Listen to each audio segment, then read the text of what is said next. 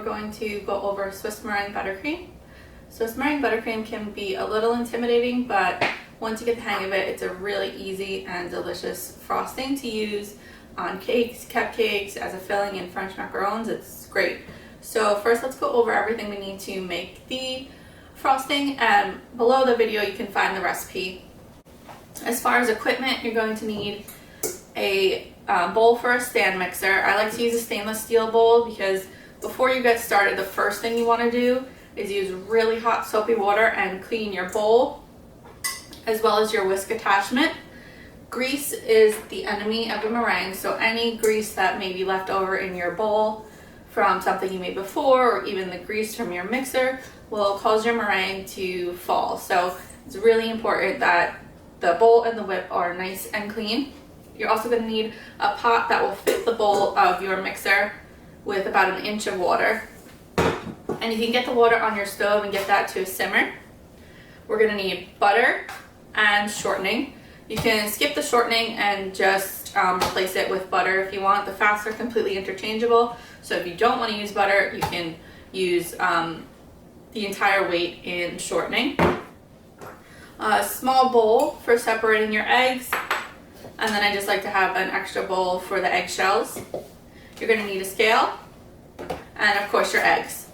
You're also going to want to grab something to reserve your egg yolks in. I like to separate my eggs just between my fingers.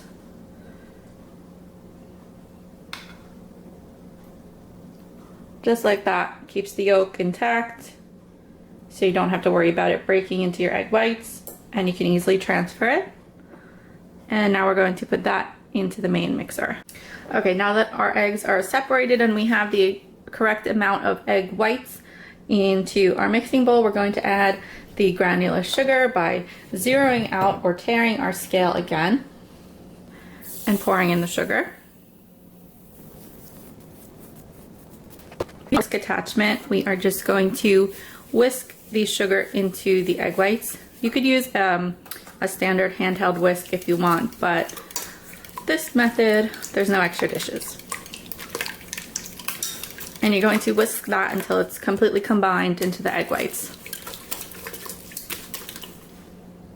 When it's fully incorporated, you won't see any like large pieces of egg whites that don't have sugar mixed within, and that's what you're looking for, and you won't feel any large globs of sugar on the bottom of your bowl. And now we're going to bring this over to our pot of simmering water. Bowl of egg whites and sugar on top of the pot. And you want to stir it every few minutes, making sure to get along the edges.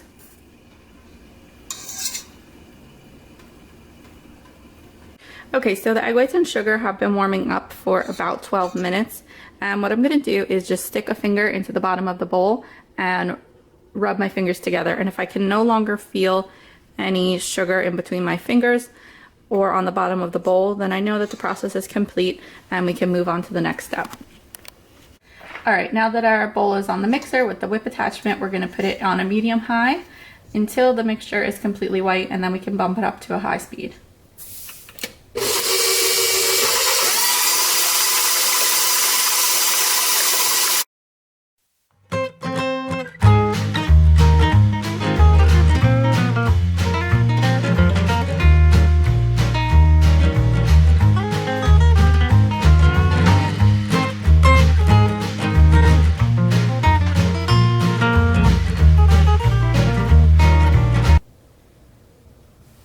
And if your peak stands up and doesn't fall, then you know it's at a good stiff peak.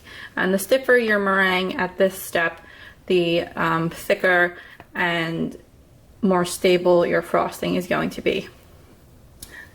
So now we're going to add the fats to the mixer. So how I like to add the fats is just to put a glove on my hand and rip the bars of butter into little cubes and drop them in while the mixer is going.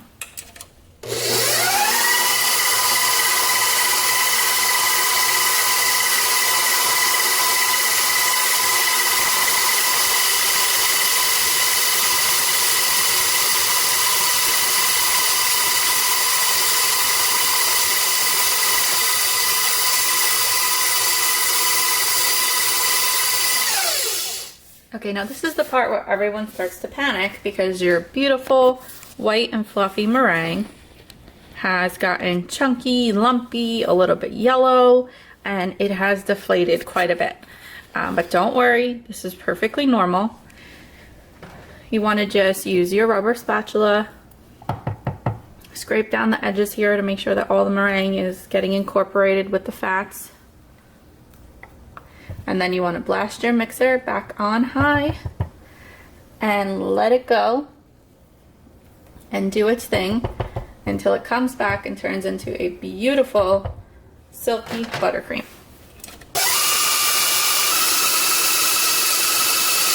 Mixer here again and show you how curdled and lumpy it looks compared to the original meringue. If you look into the bowl, it looks very chunky and very separated, but again, totally normal. Keep mixing. Alright,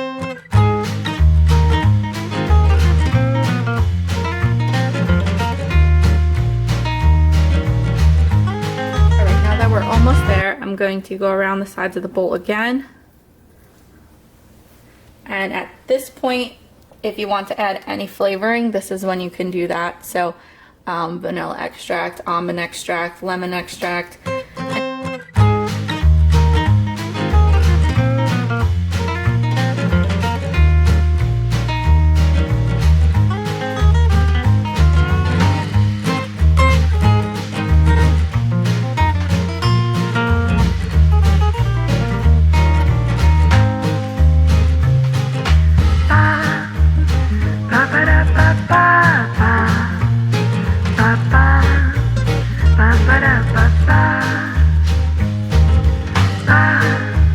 Ba-ba-da-ba-da-ba-da-ba-ba.